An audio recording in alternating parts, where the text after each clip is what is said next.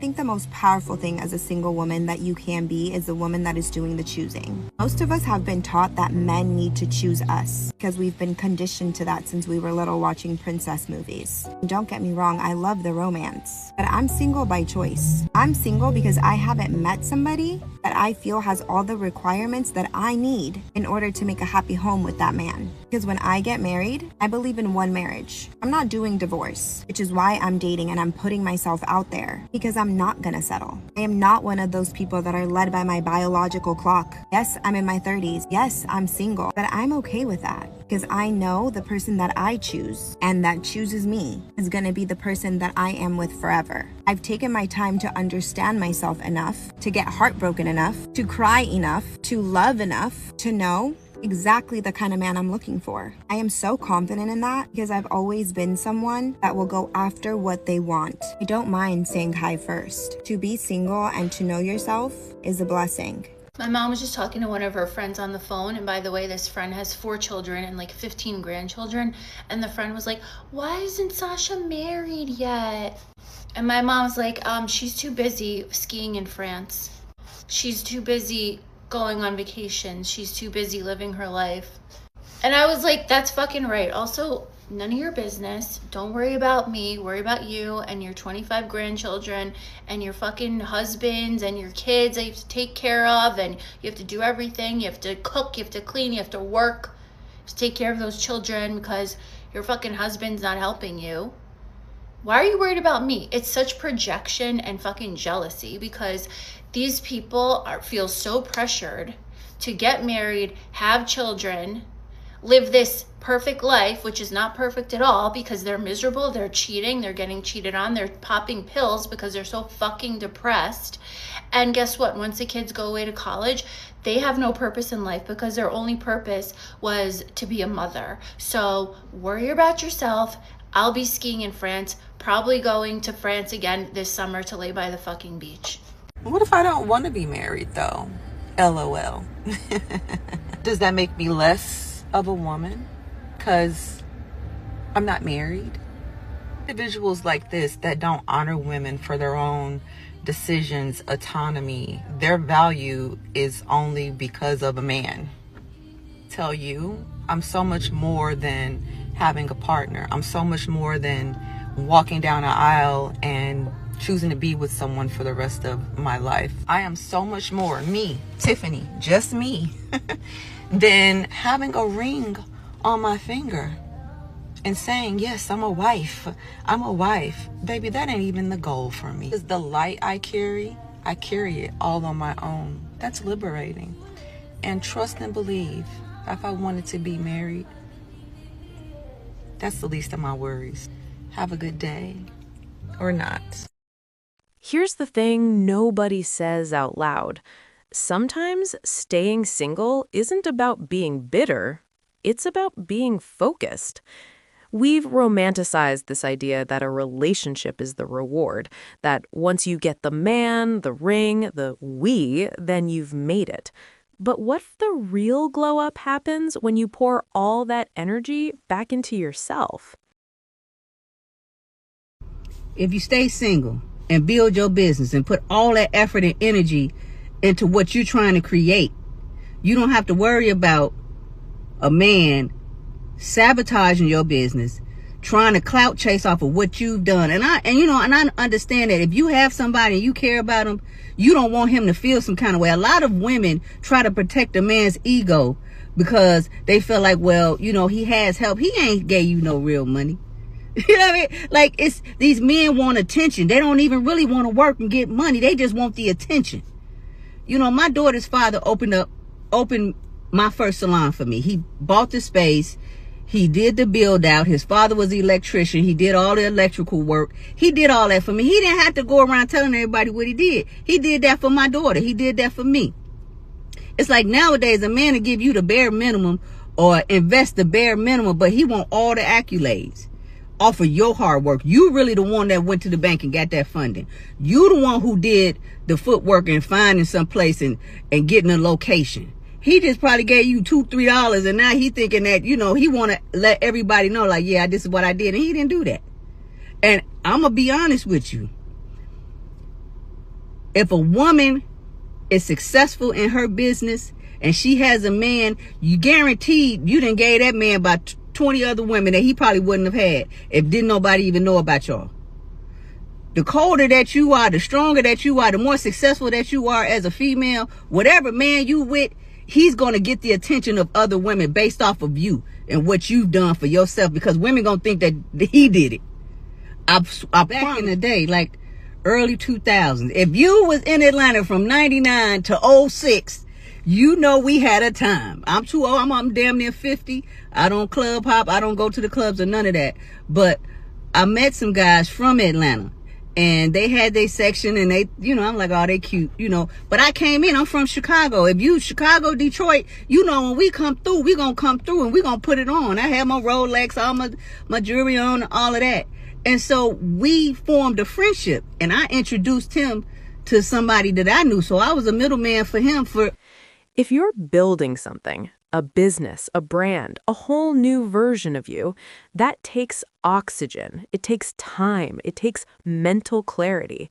And not everybody clapping for you is actually rooting for you. Some people want proximity to your success more than they want to build their own.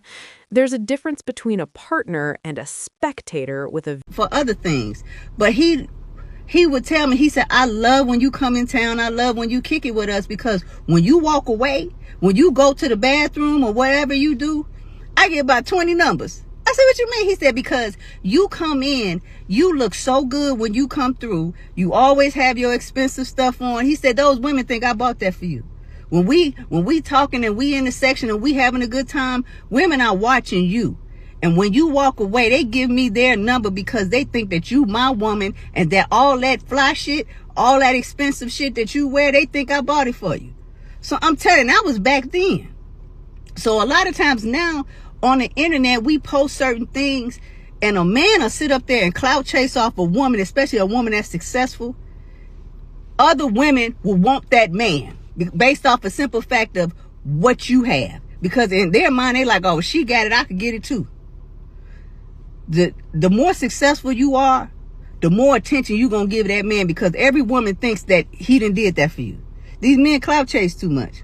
If you really want to be successful in business and whatever it is, your endeavor, stay single. You don't have to worry about his feelings. You can invest all that time and energy into you.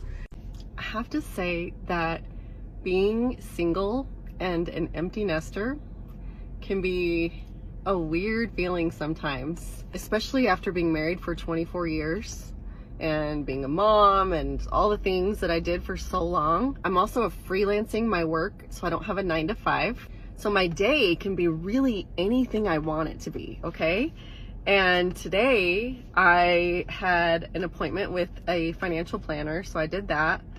And then I went and had a spontaneous lunch date with one of my girlfriends. Like, oh, I gotta go grocery shopping. So I went to Trader Joe's, and I'm like getting in the car, and you know that feeling when you're a mom and you're out at the grocery store and you're getting all the food and everything and you're getting things for dinner, and you know that you're going home to like craziness, or you know that you've got family waiting on you. I just had this like overwhelming feeling just now that like no one's waiting for me. No one is worried about what I'm doing. The kids are all good. They're all adults. They're doing their thing, and I'm doing my thing. And it's just like, I don't know. Has anyone else felt like this? Like, it feels weird. It's not like sad. It's just like, oh yeah, I can do whatever I want. And I'm also young. I'm 45, single, and an empty nester. So it's kind of young to be in this stage. Now I'm gonna go home and just unload my groceries and chill for the afternoon. As a newly single mother that might potentially be entering the dating field in her 40s, here's a list of 5 things I will not be doing. Number 1, bringing a man around my kids anytime soon. I'll be honest with you, that is my biggest concern. Probably one of the main reasons why I stayed in a really toxic relationship was because the person I was in a relationship with is my baby's dad, all my kids' dad. And they love him. And the idea of me being out there again and potentially opening them up to meeting somebody new is scary. And You hear a lot of horror stories, and I'm praying about that. We will have to be damn near engaged. And I probably will be conducting all kinds of checks and make sure this person is the one before I even introduce them to my kids. And here's the thing, I don't even know where I'm going to have time for that. You got to have time to be able to do that. And that's one thing I don't have is time. So that's number one. Number two, I'm not going to be dating somebody that doesn't have their own place to live. Y'all know how I feel about that. VIP pass. A real one doesn't need a microphone every time he contributes. He doesn't donate $20 and then request a TED Talk about it. If someone truly invests in you, they don't need to announce it. They're secure enough to let your shine be your shine. But a lot of folks, they want the credit without the grind. They want to say, we built this when you were the one up at 2 a.m. stressed about invoices and strategy. And let's talk about something uncomfortable.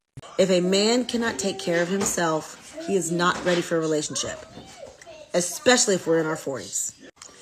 Number three, I will not be making a whole lot of changes to myself to appeal to somebody.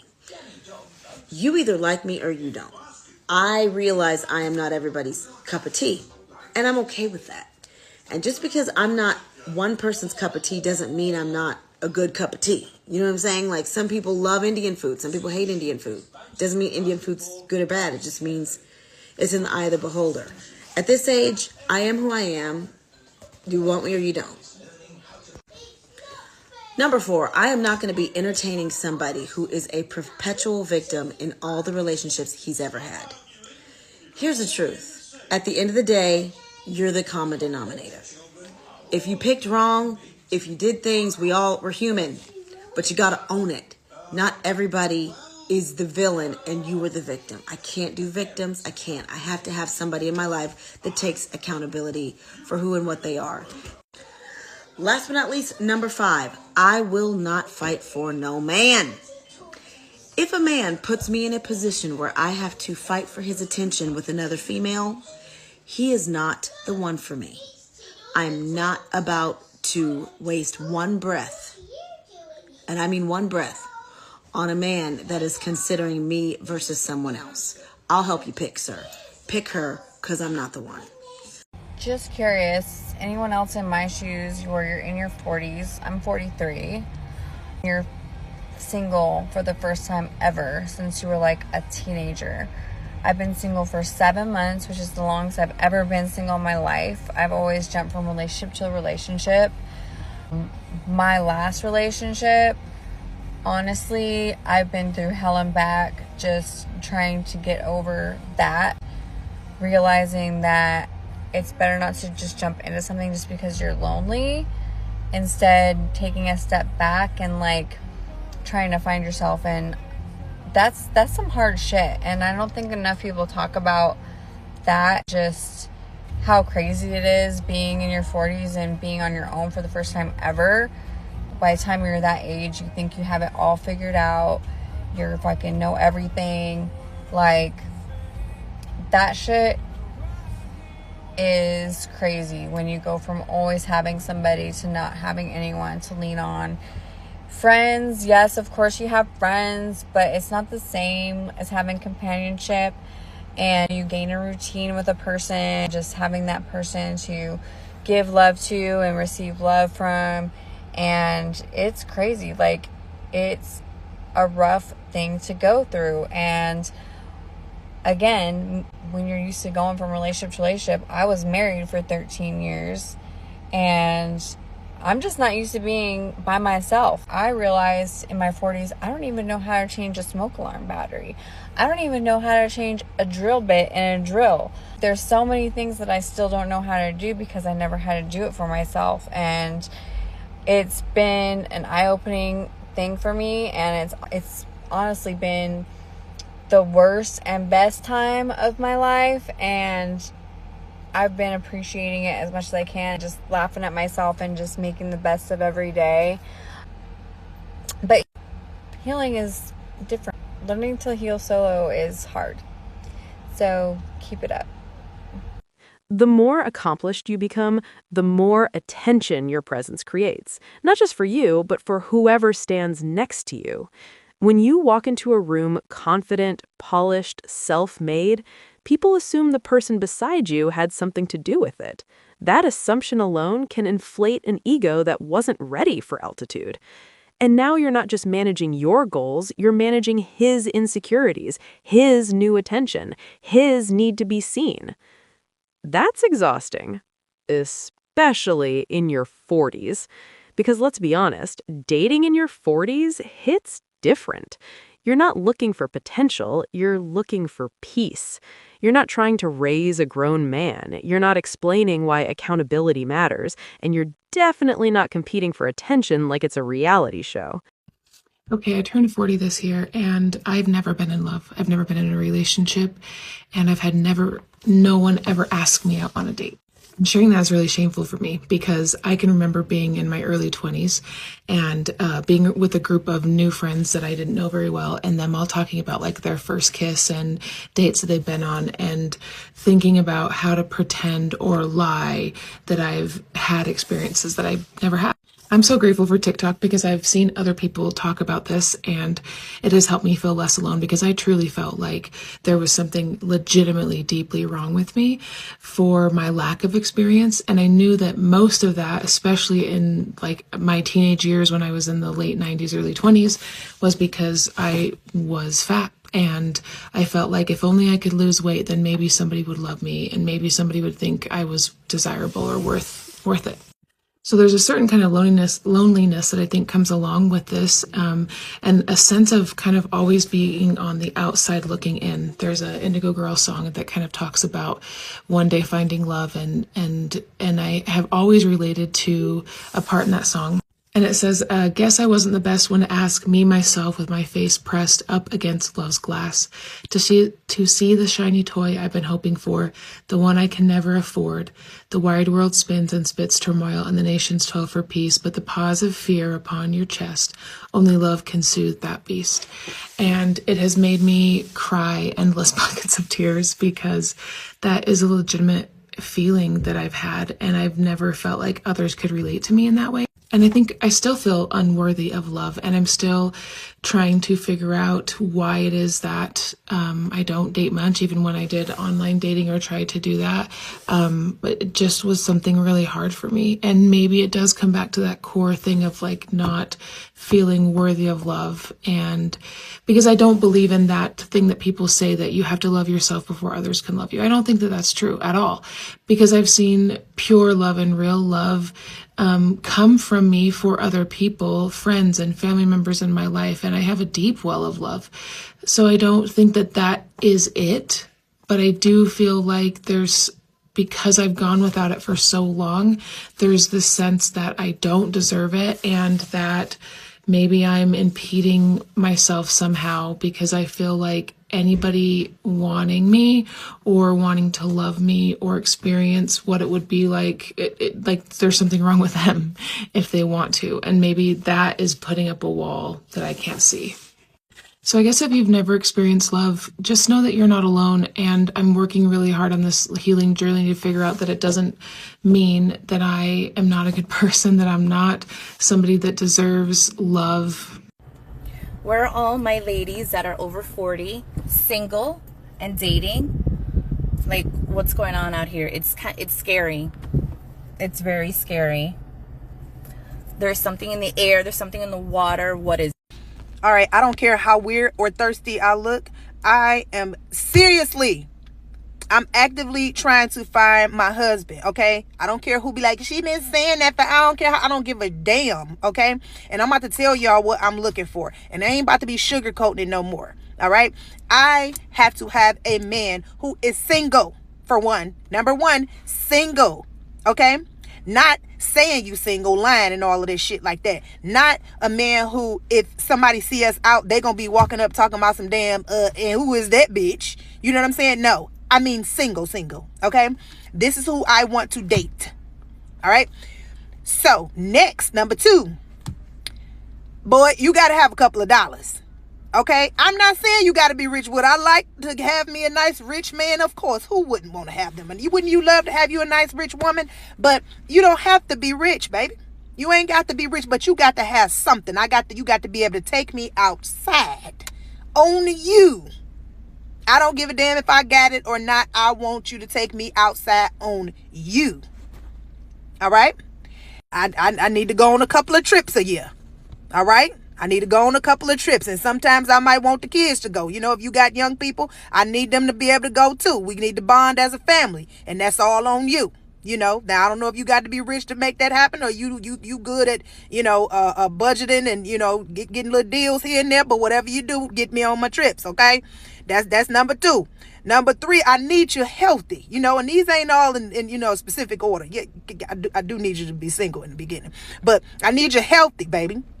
I don't need you dying off on me no time soon, okay? I got a young son. I need you to be able to run around with him. He young, he's very respectful and all of that, but I need you to go play basketball with him or something. You know what I'm saying? Do a little something. At this age, the rules change. You don't just bring anybody around your kids. You don't date men who don't have their own space. You don't shrink yourself to be more palatable. And you absolutely do not fight for a man's attention. If he's confused, help him pick, and it won't be you. But here's the deeper layer. Some of us aren't single because we're cold. Some of us are single because we're healing. There's a loneliness that can creep in when you've spent years tied to someone, and suddenly it's just you. No more default person, no more built-in companion, just you and your thoughts. And a smoke alarm battery, you now have to learn how to change yourself. It's humbling. It's scary. It's empowering. Something with them. I don't need you tired and exhausted. You can't move around. Hell, I need you to pick me up because I'm very, very, when I'm in love, I'm very freaky. I want you picking me up and all of the things. I don't need you tired and, can't do shit. Okay.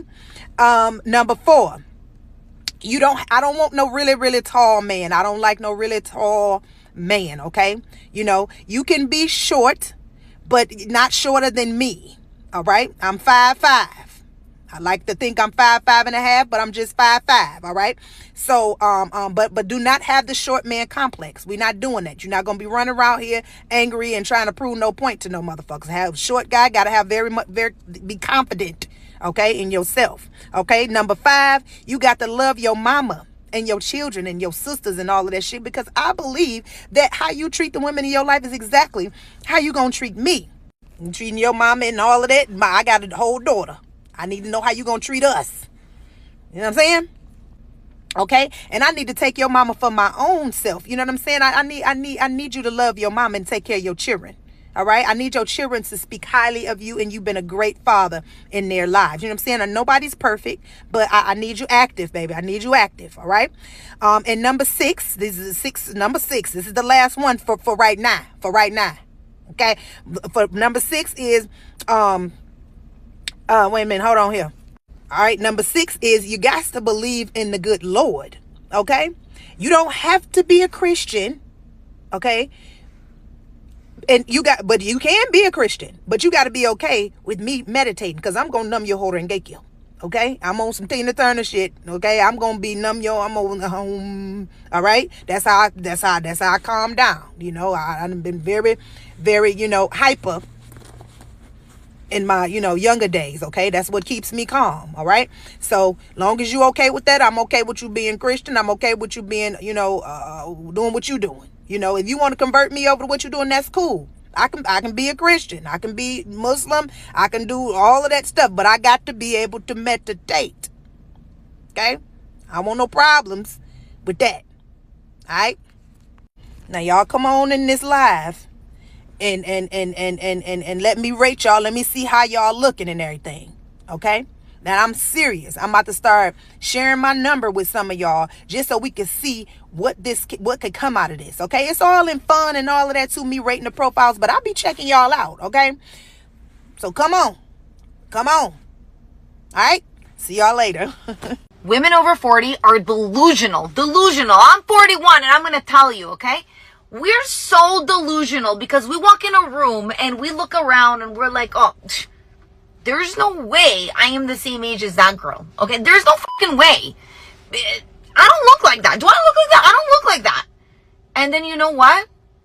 You're the same age. Because you're fucking delusional. You think you still look like you're 25. Because you're full of trauma and Botox at this point. You're not, girl.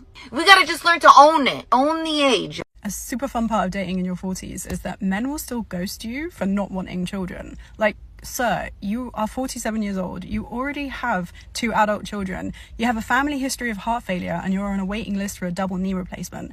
What do you think you're going to do with a baby? Call me crazy, but calling a woman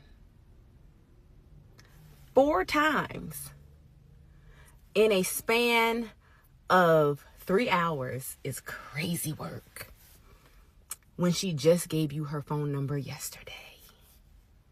Am I crazy? Am I crazy? I fear the men are going to have their panties in a bunch once again because these men are crazy out here. I exchanged numbers with this man yesterday. We had one FaceTime conversation, okay? That was yesterday. He wanted to meet me out for drinks. Okay, cool. I told him where I was going to be at. He told me he was going to get dressed, meet me there. He never came. So I said, cool. No sweat off my back. We just exchanged numbers. Then proceeds to call my phone at 6:51 in the morning today. Twice. Why would you be calling somebody at 6:51? Called me twice, 6:51. Next call came in 9:14. I was in class. I just came from working out. So 6:51, I was asleep. 9:18, whatever, I was in class. He then proceeded to call me back at 9:38.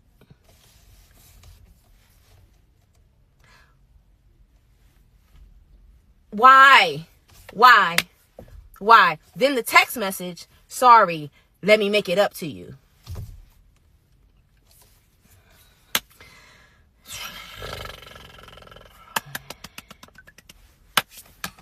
And for some women, there's an even quieter ache, wondering if they somehow missed the love train, wondering if not having a long list of relationships means something is wrong with them. It doesn't. Not wanting marriage doesn't make you less of a woman. Wanting marriage doesn't make you desperate. Being single at 40 doesn't mean you failed. Being happily alone doesn't mean you're broken. You are more than your relationship status. You are more than somebody's wife, more than somebody's baby mama, more than somebody's girlfriend. You are a whole person. And sometimes the most powerful season of your life is the one where you stop auditioning for partnership and start investing in yourself. If love comes, beautiful. But it should be a bonus, not a rescue mission, not a business liability, not an ego management project. Build your life so solid that if someone enters it, they have to add peace, not noise. And if they can't, you'll still be just fine.